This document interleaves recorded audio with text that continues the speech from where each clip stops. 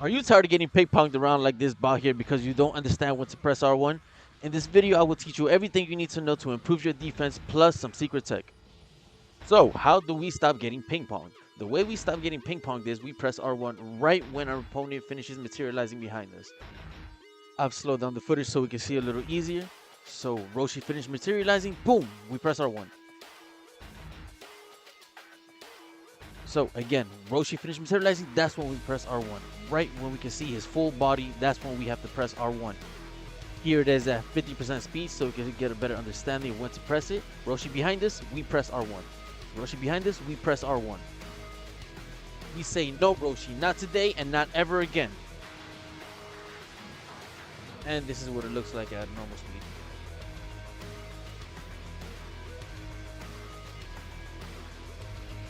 Is that the only time when you can vanish? No, you can also vanish on smash attacks, and if your timing is really good, you can also vanish mid combo.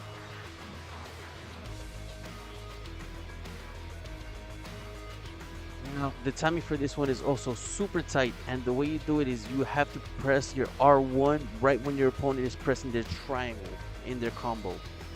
Here it is coming up in slow motion, so you can see, get a better idea of it.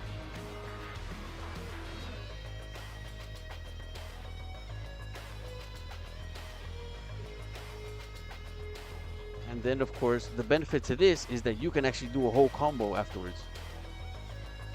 Downside of using Vanish is that is key. What can we use instead? Super Counter. So now we'll be going over Super Counter. I've freezed the frames here so you can see how tight the timing really is. The timing on the left is good, the one on the right is no good.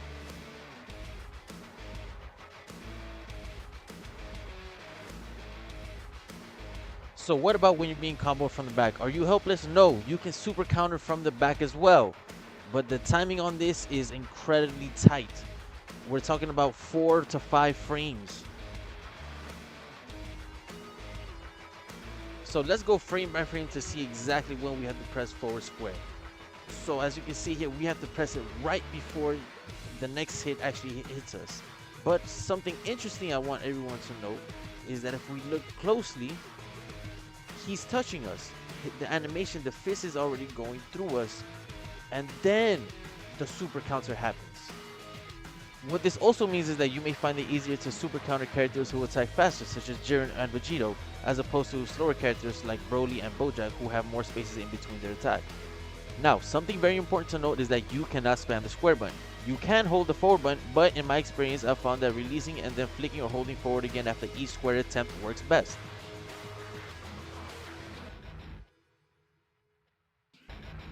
Another incredible defensive tool we have available to us is the Sonic Sway.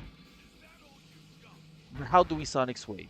We Sonic Sway by pressing the Perception button right before getting touched by an incoming attack. Now, this also includes incoming attacks while blocking. This is where I find Sonic Sway to be most effective.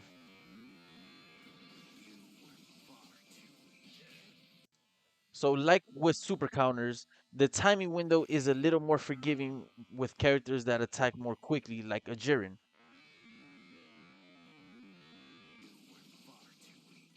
So on the flip side of that, when you're going against slower characters like a Broly, you may find yourself getting regular perception instead of Sonic Sway.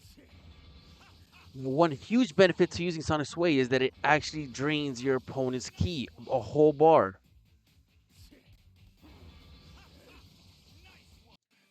I found that holding the perception button works better than pressing it because what may happen is after you let go, you go back to the blocking and you may actually end up getting your block broken like in this clip.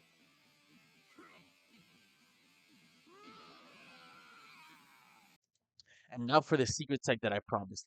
Normally, one way to counter someone using perception is by grabbing them.